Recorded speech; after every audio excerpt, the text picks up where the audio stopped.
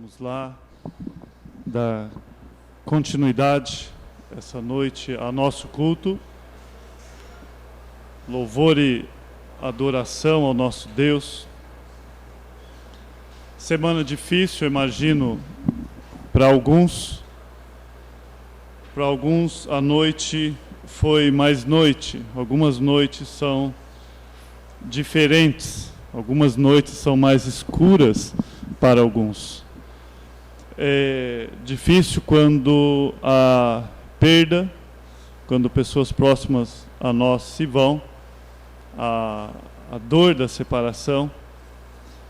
Ameniza, ou seja, nos tranquiliza quando nós sabemos que são crentes em Cristo Jesus, né? Quando é uma pessoa que nós sabemos o destino. Mas, obrigado, Sandro. Nós sabemos que não é fácil, é a dor da morte. Também louvo a Deus pelo dia de ontem. Não entendemos o que aconteceu, entraram, vandalizaram, não levaram nada. Louvado seja Deus, nós tivemos um tempo de comunhão boa aqui à tarde. Os irmãos chegaram para ajudar a fazer a limpeza. E tive um bom tempo com o policial, se não 20 minutos, meia hora, evangelizando, né? E se serviu só para isso, que não é só, né? Que assim seja. Uma alma vale mais que o tesouro do mundo inteiro, né? E não foi rodeios, não. Antes de ir embora, olhando no olho dele, eu falei, olha, se amanhã o sol nascer e você não estiver lá para ver, alguma pessoa vai estar te enterrando. E se você estiver diante de Deus e Ele falar, por que é que eu deixaria você entrar no meu céu, o que você responderia? Né? E bateu na trave, né? Ele falou, eu responderia que eu não sou digno. Né? É muito bom. E aí, Evangelho, realmente, digno é Cristo. Você não entraria nos seus méritos, mas em Jesus Cristo, né? E então, assim, eu estava bem tranquilo. Louvo a Deus por cada irmão que vieram, que oraram. A nossa história está sendo contada. Isso me ajudou um pouco mais a entender a igreja de Éfeso, de Esmirna, a qual nós estamos estudando, a qual passava por perseguição, aflições. Bom, continuando, nós estamos estudando o livro de Êxodo, mas nós vamos falar um pouquinho hoje, vamos começar com a carta de Paulo a Timóteo, porque Paulo, ele cita um acontecimento lá de Moisés, isso está em 2ª carta de Timóteo, o capítulo 3. Eu desafio os amados a abrirem lá.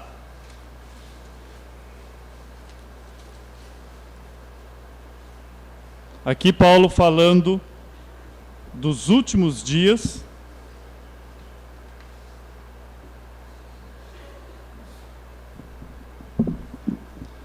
Nós avançamos, atravessamos o Mar Vermelho, mas alguns pontos têm e devem ser destacados, né? À medida que nós vamos avançando, nós voltamos e pontuamos alguns pontos.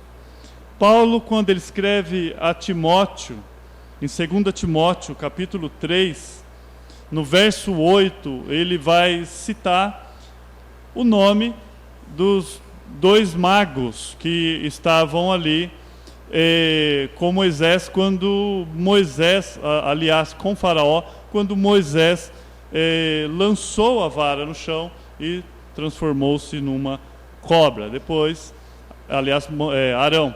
Aí a vara de Arão engole as 2 varas, né? Que representando ali o poder de Deus. Mas o Novo Testamento, algumas coisas que nós não achamos no Velho Testamento, como Estevão, lá em Atos capítulo 7, ele dá alguns detalhes também que não tem no Velho Testamento. E Paulo aqui a Timóteo, ele vai falar exatamente isso no verso 8. E do modo que Janes e Jambres resistiram a Moisés, também estes resistem à verdade. São homens de todo corrompidos na mente, réprobos, ou seja, reprovados quanto à fé. Vamos orar essa noite, pedir ajuda ao nosso Pai. Pai bendito, nós te louvamos, nós te bendizemos, Pai. Santo, santo é o seu nome. Ó Deus, todo louvor, toda glória deve ser dado a Ti. Ó Pai, nós sabemos que todas as coisas concorrem, contribuem para o nosso bem, para o bem daqueles que amam a Ti. Ó Deus, que esse ocorrido ontem, que isso possa redundar de alguma forma para a Sua glória. É só isso que eu peço. Que isso redunde para louvor e glória do Seu santo nome. Ó Deus, e clamamos essa noite, mais uma vez, nos ajude, Pai, em meio a tantas lutas, tantas batalhas, nos ajude a continuar fiéis a Ti. Nos ajude, Pai. Ó Deus, por graça, fale conosco essa noite. Nós suplicamos, porque dependemos de Ti. É que eu te peço, Papai, em nome do Seu Filho Jesus. Amém e amém. Paulo, ele relaciona esse ocorrido com o livro, ali no livro de Êxodo, com tempos difíceis ou tempos penosos. Nesses últimos dias, escreve Paulo, nós sabemos que a partir do momento em que o nosso mestre ascendeu, ou seja, a partir do momento em que ele morreu, foi crucificado e está à direita de Deus, porque ele ressurgiu, ele não está lá, né? Nós sabemos que a partir desse momento, desse evento, começou uma contagem regressiva para a sua volta. Varões galileus, esses a quais vocês viram, há de voltar da mesma forma. Até então era uma contagem progressiva. Não poderia vir a volta de Cristo sem a primeira vinda de Cristo, esse evento. Então, a partir daquele momento, você vai entender por que você vê Jesus, você vê os apóstolos falando nestes últimos dias, porque a partir dali nós já chamamos de últimos dias. Por isso que o autor de Hebreus fala, Deus falava de algumas formas aos nossos pais, aos profetas, sonhos, visões. Mas hoje quando? Nesses últimos dias, nos falou através de Cristo. Então nós entendemos como último dia, agora, o momento em que nós estamos vivendo, e cada vez mais próximo, né, dessa contagem regressiva. E se você começa o primeiro versículo do capítulo 3, ele fala isso.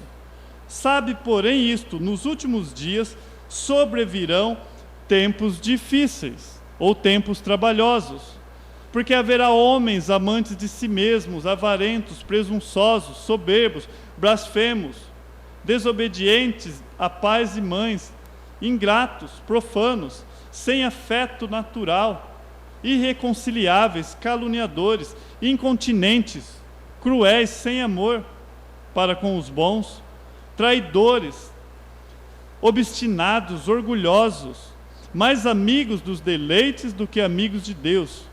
E aí uma palavra que eu quero me atentar essa noite, que eu grifei, tendo aparência de piedade. Piedade é a prática da fé. Quando você pratica a fé, aquilo que você aprende, né? Então é algo prático. Tendo aparência de piedade, mas negando a eficácia dela, ou o poder dela, em algumas versões, que é o poder, destes o quê? Afasta-se. Deste afasta-se. Agora, Paulo, ele está fazendo um paralelo com esses dois cidadãos, Janes e Jambres, a gente pode dizer assim. Como que foi essa resistência? Como que foi a oposição desses dois magos? Como que foi a oposição que Janes e Jambres fizeram a Moisés? Consistiu simplesmente em imitar. É isso que ele está dizendo. Imitar até onde era possível imitar.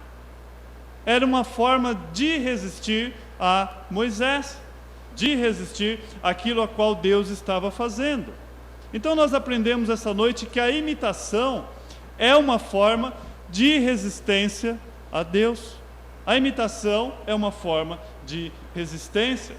Paulo diz que essas pessoas, se você vê no verso 7, ele vai falar que são pessoas que aprendem sempre, mas jamais podem chegar ao conhecimento da verdade.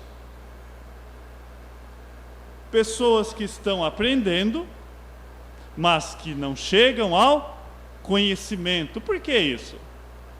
Vamos fazer essa ligação essa noite para nós conseguirmos pegar a essência daquilo que Deus nos ensina através das suas escrituras. Eles imitaram o quê? Os sinais que Moisés fazia. Por que eles estavam imitando? Uma forma de resistência. Uma forma de resistência. Eles aprenderam. Eles são pessoas que aprendem. Paulo está falando aqui de homens da nossa época, apontando para esses dois lá atrás e falando que o que esses homens fazem hoje, basicamente é o que esses dois magos faziam lá atrás. Eles apontam para isso. Então o que ele está dizendo? Que esses homens hoje, eles imitam a fé, mas é algo falso. É algo falso. E eles jamais conseguirão chegar à verdade, porque é falso. Porque é falso. São pessoas que aprendem, estudam, mas em cima de uma base falsa. O apóstolo João, ele fala que nenhuma mentira procede da verdade. Sendo assim, nenhuma verdade procede da mentira. Não tem como você extrair uma verdade da mentira. Ou é verdade, ou é mentira. Não tem como mesclar as duas coisas. O apóstolo João nos ensina. O que Moisés fazia, logo no início, esses dois também faziam. O que Moisés fazia, os dois também podiam fazer. De modo que, afinal, não havia tanta diferença assim. A primeira coisa que Faraó fala: olha, eu não conheço o seu Deus. Numa arrogância, numa petulância, quem é esse seu Deus? Porque no egípcio eles tinham deuses de A a Z. Vários deuses que eles poderiam escolher, tudo era Deus para eles. Mas esse Deus a qual você veio aqui, eu não conheço. E aí Deus chega e se apresenta: muito prazer. Deus vira o Egito de ponta cabeça e fala: sou eu, e sou o Senhor. A palavra Senhor ali é quem manda. Eu mando em tudo. O Egito é meu, Faraó. Nós aprendemos que os 10 sinais, as 10 pragas, não foi uma queda de braço entre o bem e o mal. A pessoa que veio aqui, ela deixou um símbolo ali na parede, um desenho, que é o Yin Yang lá, a luta do bem contra o mal. Acho que ele queria assustar-nos de alguma forma, e roubou a luz. Estão querendo roubar a luz da Ebenezer. Amados, se ele conseguisse roubar o sol, ainda assim ele não tiraria a luz, porque a nossa luz é Jesus. É Ele quem está em nós. Isso ele não pode roubar jamais. Jamais ele pode fazer isso. Agora, são pessoas que têm conhecimento. São pessoas que ensinam. Faraó, nós tipificamos, nós sabemos que tipo é como se fosse quase um rascunho, que nós temos uma ideia. Dificilmente você pode fazer uma doutrina em cima do tipo, a não ser que o Novo Testamento valide o tipo, senão se torna perigoso. Por exemplo, e a rocha era Cristo, ponto. O Cordeiro de Deus, ponto. Então nós apontamos lá para o velho, mas algumas coisas nós podemos usar como sinais. mostra daquilo que Deus veio fazendo com o seu povo, desde que isso não invalide o resto das Escrituras. Nós podemos ver esse quadro perfeito da redenção em Moisés. Nós vemos a forma como Deus trabalhou na vida de Moisés, 40 anos lá no Egito, depois 40 anos no deserto. No Egito, aquilo não foi jogado fora, mas ele precisava passar pelo deserto, que era a escola de Deus. Mas no total, nesses 120 anos, você vê que Deus usa Moisés por completo. Nesses 120 anos, Deus o escolheu, ele que separou e trouxe, outros bebês morreram, mas ele separou Moisés. Nesses 40 anos no Egito, Estevão vai falar que ele foi treinado como príncipe, em todo o ensinamento. Não pense você que um povo hebreu, que o povo que estava escravizado, sabia ler e escrever. Não pense isso. Talvez um ou outro que tivesse lá entre os anciões, tivesse algum acesso a isso, mas não, na sua grande maioria não, e nenhum deles tiveram o ensino que Moisés teve. E o monte a qual Deus apareceu para Moisés, ele falou: o povo vai vir aqui novamente para me adorar, e nós vamos ver isso, vai vir aqui novamente. O contexto ali, Moisés ele passou a conhecer bem a região, em 40 anos ele pôde conhecer aquela região. Mas se você tem o Pentateuco, 5 livros hoje, o primeiro livro na sua mão, nós entendemos que a autoria é de Moisés, porque nenhum daqueles que estavam ali teria a capacidade de escrever como Moisés. E Deus usa algo que Moisés aprendeu lá no Egito, porque eles escreviam até na parede, nos umbrais, você via, os egípcios escreviam em muito, usou para que ele pudesse escrever, e nós temos hoje. Então Deus usou aquilo para a glória dele, aquilo que Moisés aprendeu. Toda honra, toda glória seja dada ao nosso Deus. Agora, Deus chama Moisés. Moisés, ele resiste, né? Olha, Senhor, mande a quem tem que haver de enviar, e vai negociando com Deus. Eu não sei falar direito, ele tem medo. Deus fala: eu sou contigo. Eu não sei falar. Deus fala: eu mandarei Abraão. Ele fala: a liderança não vai acreditar em mim. Deus fala: faço sinais. E aí, de uma forma ou de outra, ele foi. Não teve jeito, mas nós vemos a graça de Deus. Ele vai lá e Deus usa poderosamente Moisés. Mas quando ele chega ali, nesse momento em que ele confronta Faraó, e Paulo vai nos ensinar algo essa noite. O que Moisés fazia, os magos faziam também. Então, não havia diferença. Um era tão bom como o outro. Um milagre, se Moisés fazia milagres para tirar o povo do Egito, eles podiam fazer milagres para os obrigarem a ficar no país. Onde está, pois, a diferença? Se Moisés fazia sinais para tirar o povo, James e Jambres, ou James e Jambres, né? Como você prefira, faziam sinais para manter o povo. Então Paulo vem falando: olha, essas pessoas, elas fazem as mesmas coisas. São pessoas que adotam os mesmos costumes, os mesmos rituais, a mesma linguagem do crente, a mesma opinião.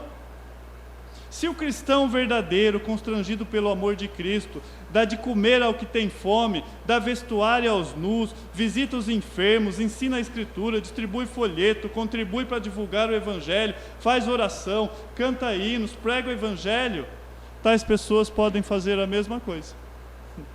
Entende? Elas vão imitar. Agora, qual que é a característica dessa resistência? Ele fala: nos últimos tempos existirá um espírito de James e James, certo tipo de imitação, uma imitação de Deus. Até onde eles podem imitar, eles vão fazer. Paulo deixa bem claro quais são as características dessas pessoas, como reconhecer essas pessoas. E ele fala, olha, eles serão amantes de si mesmos, amantes do mundo e dos prazeres. Eles estão pensando neles mesmos. Falava para o policial, olha, você crê em salvação pelas obras, é isso? Quando ele falou que não era digno, que ele já logo ligou as obras dele. Eu falei, uma pessoa que crê em salvação pelas obras, ela mostra que ela nasceu pecadora, porque a principal característica do pecado natural é o nosso egoísmo, que nós olhamos para nós mesmos, em tudo. Tudo que você vai fazer, você está pensando em si mesmo. Por isso que Jesus falou, olha, ame ao Senhor teu Deus de todo o seu coração e ao próximo. Porque lá foi quebrado isso. A partir do momento que quebrou a comunhão com Deus, quebrou a comunhão com o próximo. E você pensa só em você mesmo. Por isso que ele falou, se você amar o próximo como a si mesmo, está resolvido, porque você se ama muito. E se eu creio em salvação pelas obras, que eu vou fazer coisas, se eu atravesso a velhinha, ajudo a velhinha a atravessar a rua para ganhar ponto no céu, eu não estou pensando na Senhora, eu estou pensando em mim mesmo. Se eu faço obras para angariar salvação, eu não estou pensando no próximo, eu estou pensando em mim. Isso não é amor. Isso não é amor. Então, essas pessoas, Paulo deixa bem claro, elas pensam em si mesmo. São amantes do mundo, dos prazeres, e elas vão passar isso. O evangelho da prosperidade é nada mais, nada menos que isso. Amantes de si mesmo, do prazer. Eu quero o meu bem, eu quero o carro zero, eu quero o apartamento, eu quero viajar. A eficácia também, a eficácia da piedade, se tivesse uma eficácia na piedade, ou se fosse poder vindo de Deus, nós entenderíamos que isso seria mostrado em seus corações, mas não é. A eficácia da piedade mostraria isso em seus corações, mas a aparência da piedade que Paulo fala, uma aparente piedade, isso encobre. Então são pessoas que têm uma vida de aparência. Se fosse verdadeiramente a verdadeira piedade que vem de Deus, isso mostraria nos seus corações, olha, quantas vezes você tem uma luta contigo mesmo. Quantas vezes eu falo, Dorian, qual a motivação disso? Qual a motivação verdadeira? Então o Espírito Santo faz isso conosco. Essas pessoas, elas precisam apenas do quê? De bastante religião. Quanto mais religião, melhor, porque elas querem tirar o que há de melhor, elas querem tirar proveito do que há de melhor no mundo e da igreja. No mundo e na religião, e ela encontrou uma religião. E às vezes dentro do cristianismo, onde Cristo é o caminho, mas não para Deus. É o caminho para a cura física, o caminho para resolver os seus problemas conjugais. É o caminho para tudo, menos para Deus. Agora, característica do nosso inimigo, e algumas delas, e citando duas, matar e imitar é uma das suas características. Ele tentou matar Moisés, lá no capítulo 2, no verso 15, e, falhando, passou a imitar as suas obras. Ele falhou em matar e agora vamos imitar.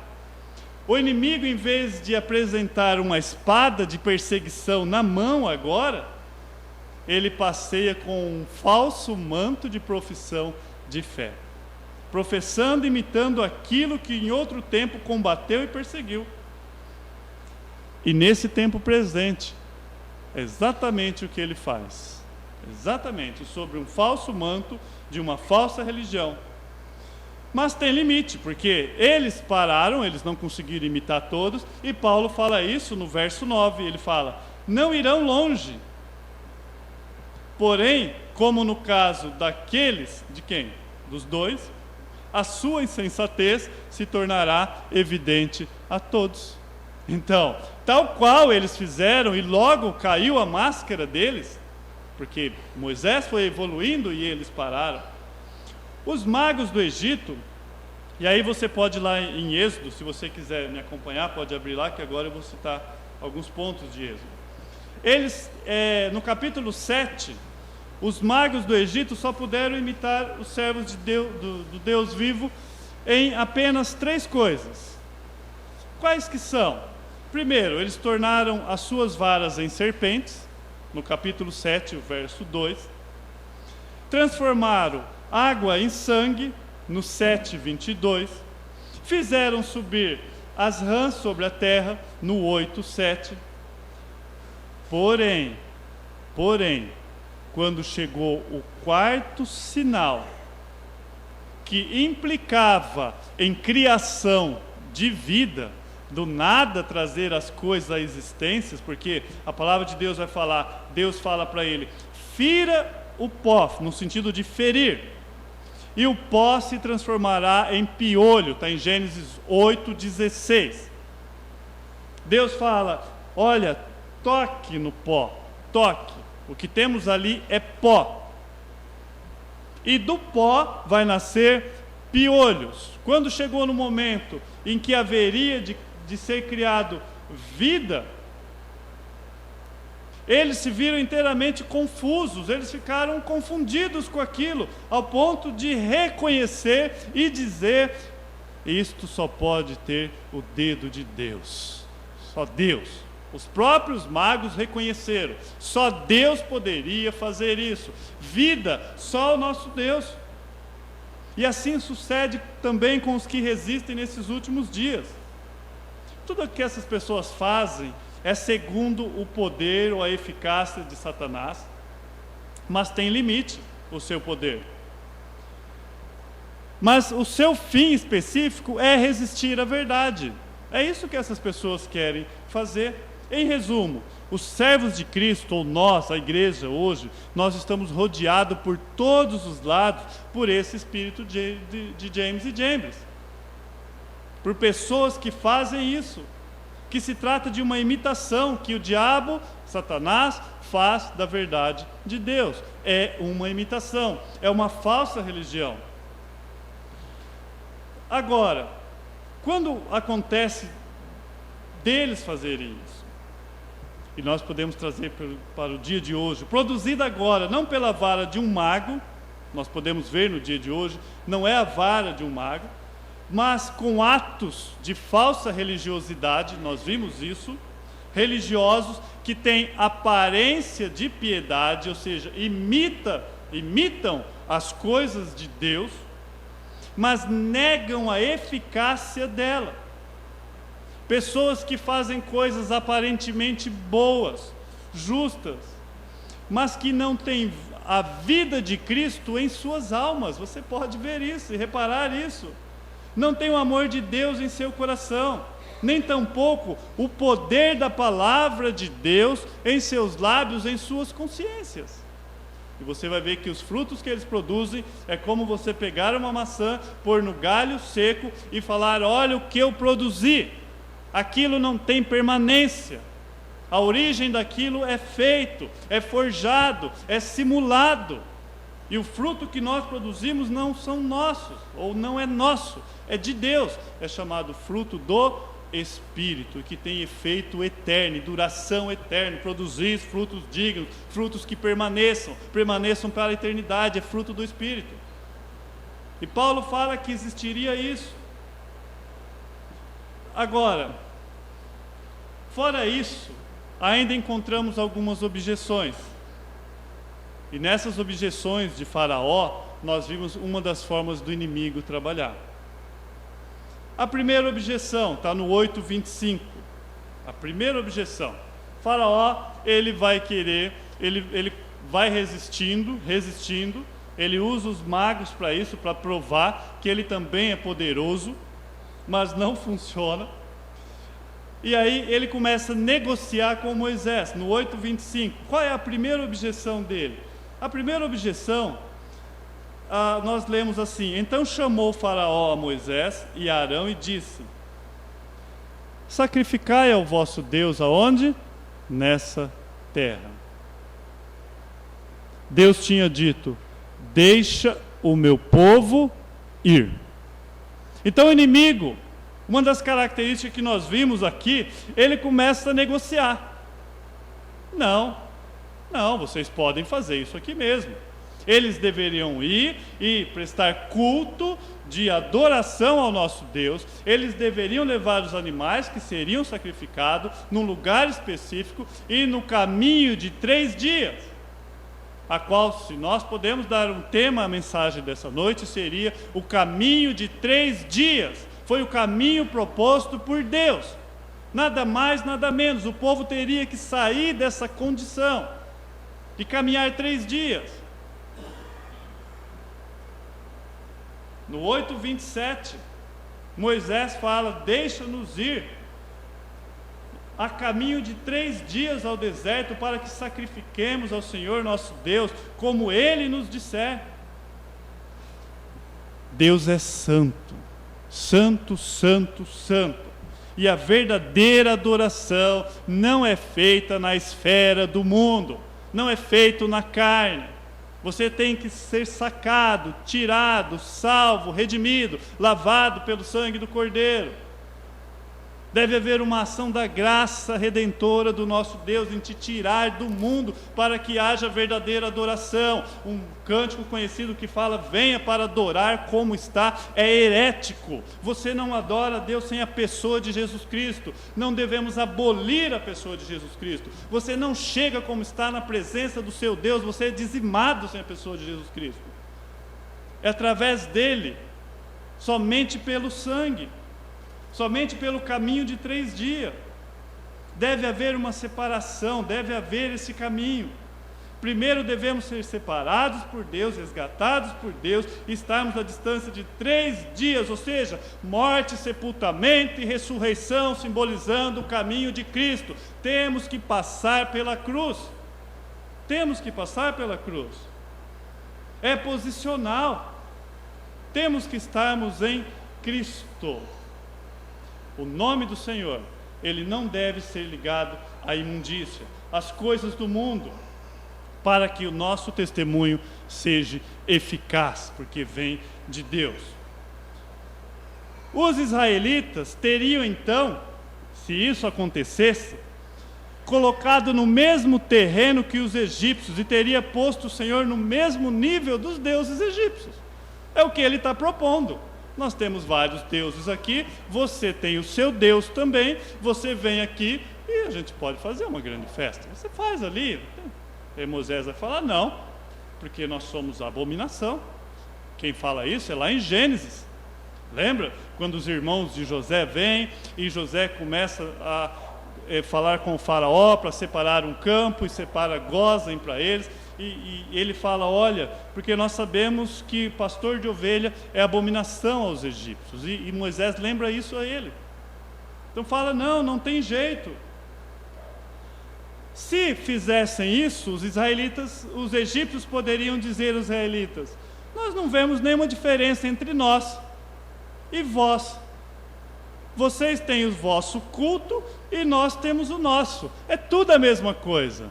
Não é bem parecido com o que nós estamos vendo hoje? Uma busca pelo ecumenismo, em que tudo é o mesmo Deus?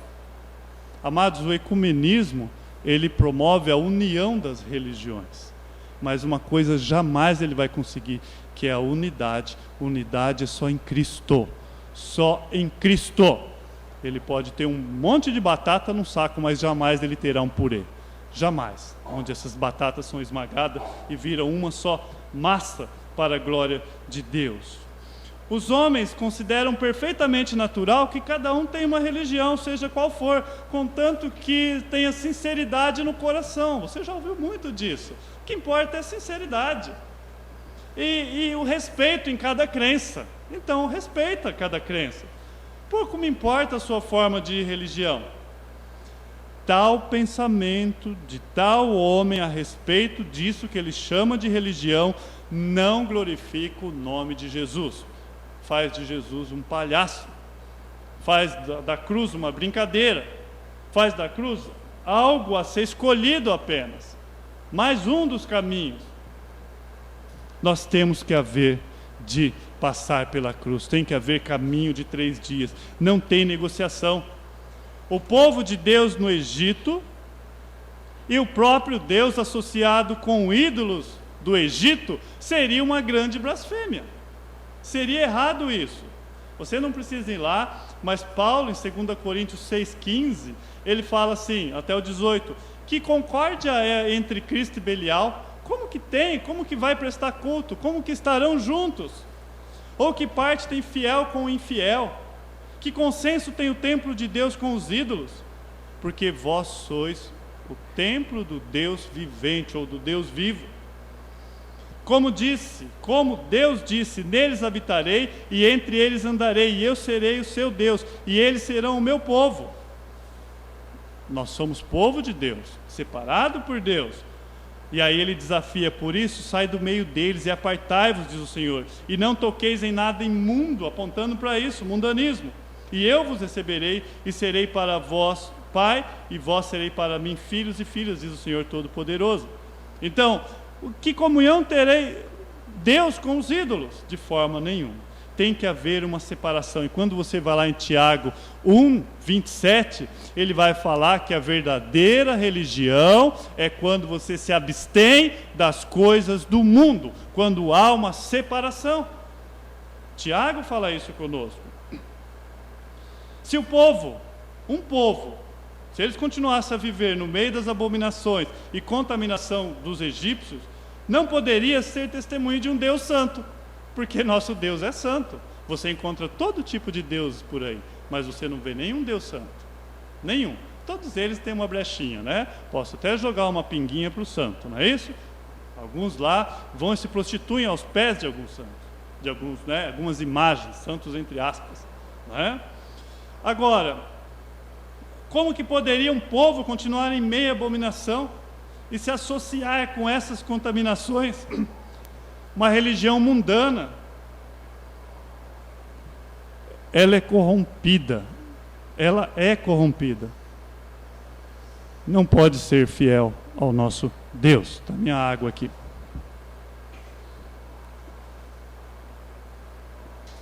E por falar em água, né? O caminho de 3 dias é a verdadeira separação do Egito. O Israel de Deus tem que ser separado do Egito. Tem que ser separado da terra onde há morte, trevas, pelo poder da ressurreição. Tem que ser separado. As águas do Mar Vermelho têm que correr entre ambos. Tem que correr entre os remidos do Senhor e o Egito, antes que eles possam oferecer o sacrifício ao Senhor. Tinha que haver essa separação primeiro. No Egito não poderia haver tabernáculo. Já imaginou o tabernáculo sendo montado lá no Egito? Já pensou o que o inimigo estava propondo aqui? Não poderia haver tabernáculo, nem templo, nem altar. Como vemos no capítulo 15, nós lemos já que era um cântico de vitória, um cântico novo. Eles só puderam cantar aquilo porque Deus os restaurou, senão jamais eles poderiam cantar aquilo. Israel nunca tinha entoado um cântico, até que toda a congregação foi reunida pelo poder da redenção do nosso Deus. Então eles puderam cantar.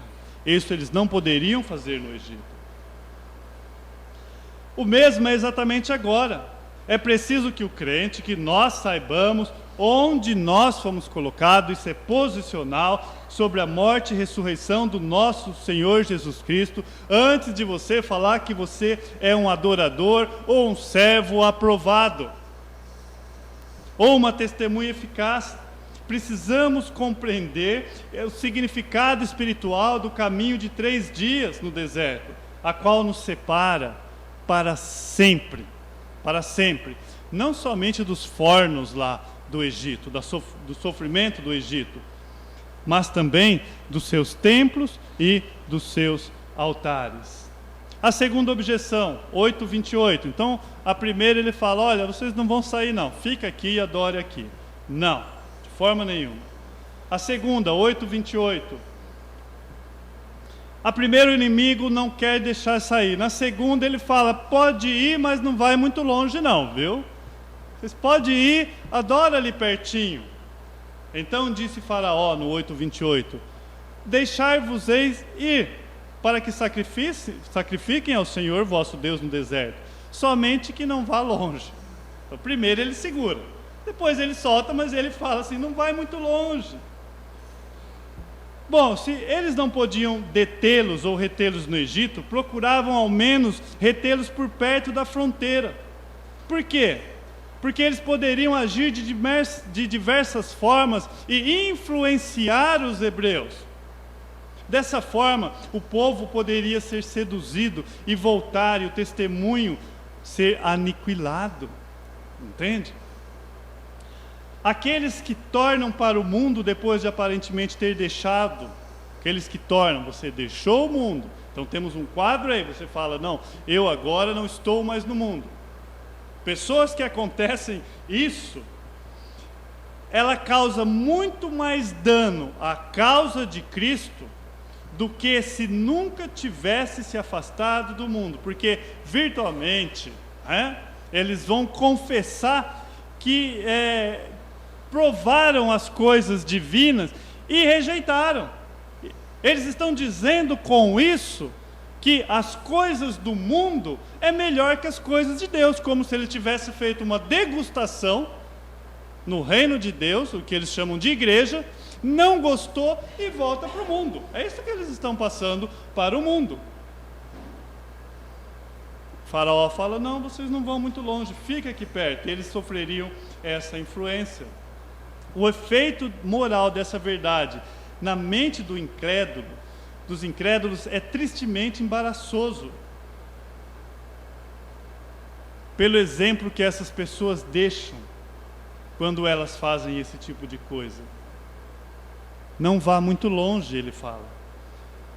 E Pedro, lá no capítulo 2, o verso 20, ele fala assim, porquanto depois de terem escapado das corrupções do mundo, ele está falando, depois de terem escapado da corrupção do mundo. Como? Ele fala, pelo conhecimento do Senhor e Salvador Jesus Cristo, e forem outra vez envolvidos e vencidos, tornou-lhe o seu último estado pior do que o primeiro. Melhor não seria ter feito isso. Ele fala, a pessoa que conhece a verdade, dá as costas para a verdade e retorna para o mundo, não deveria ter feito. A situação dele agora é pior. E aí ele cita um exemplo. Porque melhor fora não conhecer o caminho da justiça do que conhecendo se desviarem do santo mandamento que lhe foi dado. Deste modo aconteceu, sobreveio-lhe o que lhe diz o provérbio, o cão voltou o seu próprio vômito, ou a porca lavada voltou-se a volver-se ou remover-se na lama. Ele está falando, é o mesmo que o cão, aquilo que fez mal, que fazia mal para ele, aquilo ele não consegue conter, ele põe para fora aquilo, é o que ele está dizendo, resolveu o problema que tinha, ele está falando, aquilo é nojento, aquilo foi tirado de dentro para fora, ele vomitou aquilo lá, é sujo, é nojento, é do mundo, e ele pega e come o próprio vômito, ele está falando. É um crente que era alguém que veio do mundo, alimentado por Satanás. Satanás vem com as suas coisas, vem com os seus Big Brothers, com o seu lixo, a sua nojeira, e ele comia aquilo lá, e agora ele volta a fazer isso novamente, ele começa a se alimentar novamente de toda aquela nojeira, como se ele voltasse. Ou a porca lavada no sentido de alguém que tem uma aparência, lavou a porca, e não adianta colocar uma plaquinha na porca ou uma camiseta, sou de Jesus, ou ovelhinha de Jesus. Precisa mudar a natureza, ela é porca. Lava-se, passa um perfuminho, põe um lacinho, mas ela não é ovelha, não houve transformação, e ela volta para pocilga, né? Aquilo que estava contaminado, o cão, ele traz de volta, e a porca volta para o pocilga.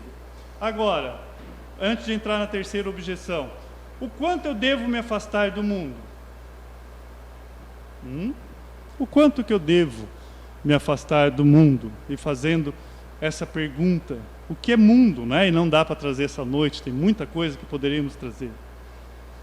Até que no caminho que você está, você encontre a cruz de Cristo e a sepultura vazia. Esse é o limite que você deve ir.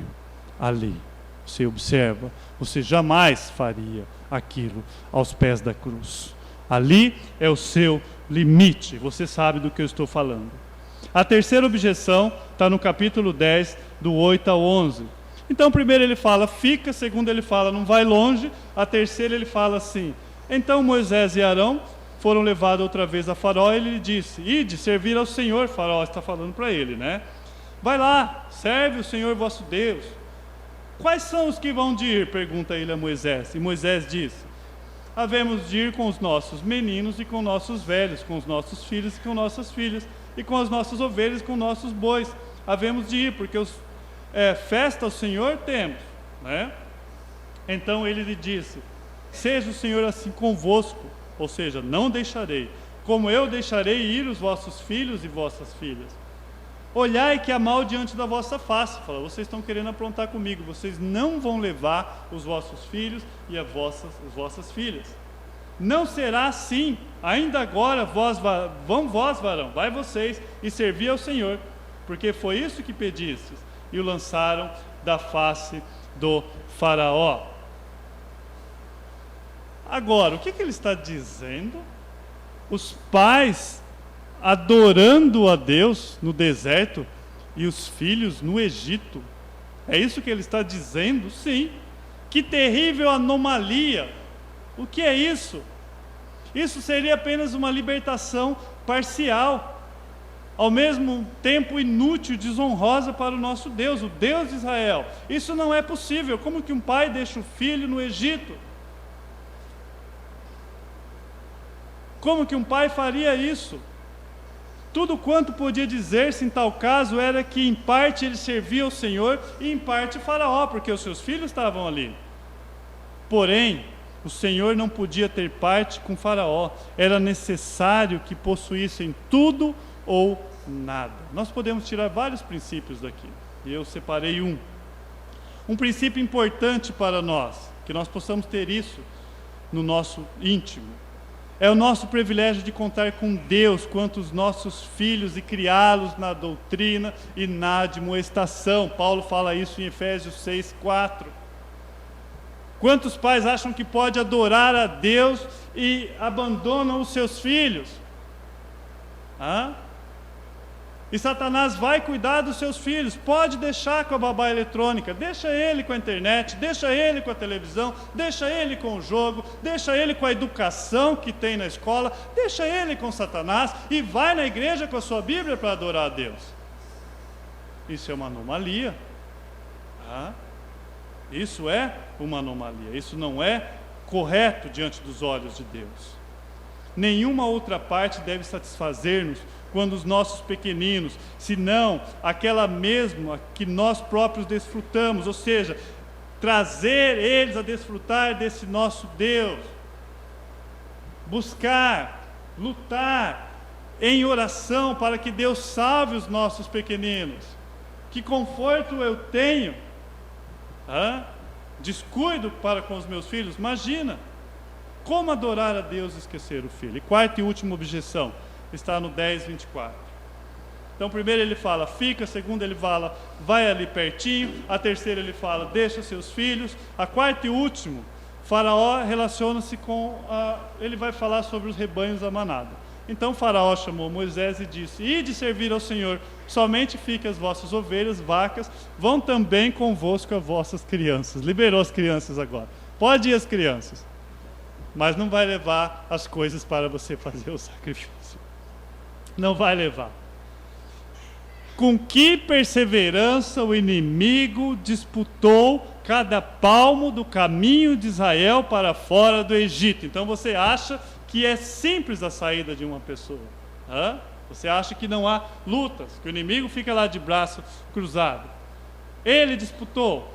Em primeiro lugar, ele tentou mantê-los no país, se esforçou depois para ter perto do país. Faraó fez isso. Depois tentou reter parte do povo e por fim queria que eles de alguma forma falhassem nessa tentativa de adorar a Deus. O que? Impedindo deles levar os meios para adorar a Deus. Então, no que ele puder impedir, e nós não precisamos hoje de coisas para adorar a Deus. Nós sabemos, Romanos, Paulo fala no capítulo 12, que nós entregamos a nós mesmos como sacrifícios vivos diante de Deus. Mas Paulo fala, por 2 vezes eu fui impedido por Satanás. Por 2 vezes. Então há uma luta, sim. A nossa luta não é contra carne e sangue. Há sim resistência quando nós levamos o Evangelho. E ele fazia isso. Mas fantástico a resposta de Moisés no 10, 25, 26. Aí Moisés põe um ponto. Ele fala, a essa última objeção, ele fala sobre os direitos soberanos do nosso Deus, aquele povo a qual Deus chamou de teu. Moisés, porém, disse no 10, 25, 26, tu também darás nas nossas mãos os sacrifícios de holocausto que ofereçamos ao Senhor nosso Deus. Você vai me dar isso também, Faraó. E também nosso gado há de ir conosco, porque nenhuma unha ou casco que seja, que significa ali, quer dizer isso, nenhum casco, nenhuma unha ficará, ou é tudo ou é nada. É isso que ele está dizendo, ou vai tudo ou não vai nada. Nenhuma unha ficará, nenhuma, porque daquele havemos de tomar para servir ao nosso Deus, porque não sabemos com o que havemos de servir ao Senhor até que cheguemos lá. E aqui o caminho da fé, um outro assunto também.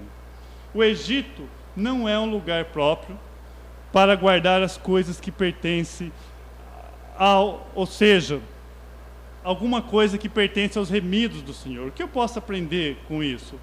Deus é digno de tudo. Deus é digno de tudo. Tudo que somos, tudo que temos pertence a Ele, deve ser consagrado a Deus.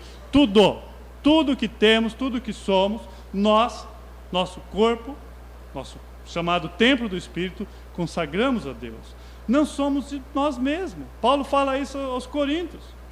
1 Coríntios 6, 19, ele fala, porque fomos comprados por bom preço. Não somos nós mesmos. Então, é um grande privilégio que consagrarmos a Deus com tudo o que temos, aquele a qual pertencemos, cujo serviço fomos chamados. Não existe em nosso coração nenhum afeto, nenhum só, do qual ele não seja digno. É tudo.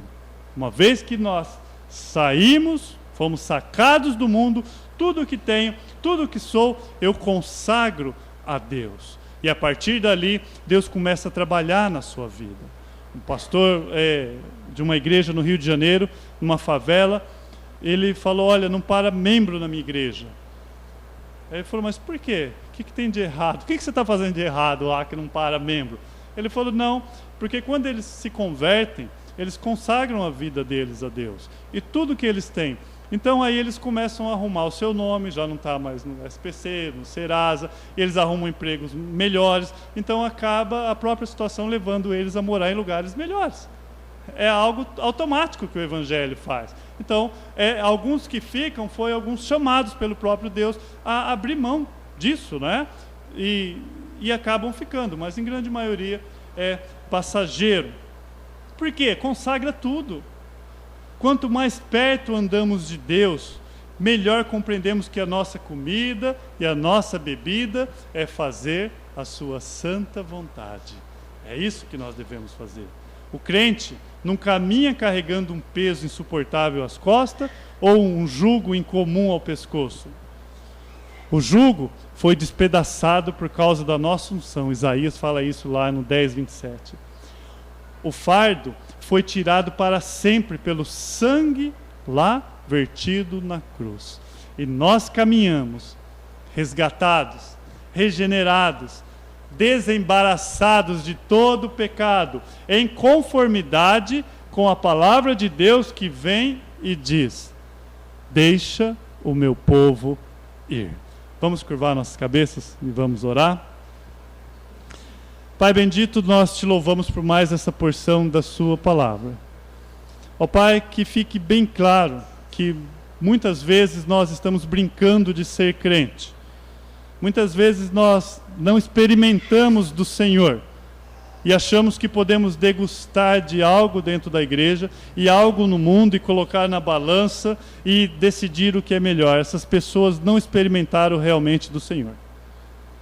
Ó Deus, por graça, que a cada dia, Deus, nós possamos compreender isso e não negociar com o inimigo, não negociar com Satanás. Que a cada dia nós possamos compreender que a verdadeira adoração é necessário nascer novamente, é necessário passar pela cruz. E que nós possamos compreender, ó Pai, que a verdadeira adoração só vem de um ato a qual o Senhor vem e nos remiu, e nos livrou das garras do inimigo, das garras do pecado. Te louvamos essa noite por mais essa porção, em nome do seu Filho Jesus. Amém e amém. Louvado seja Deus. A comunhão faz parte do culto.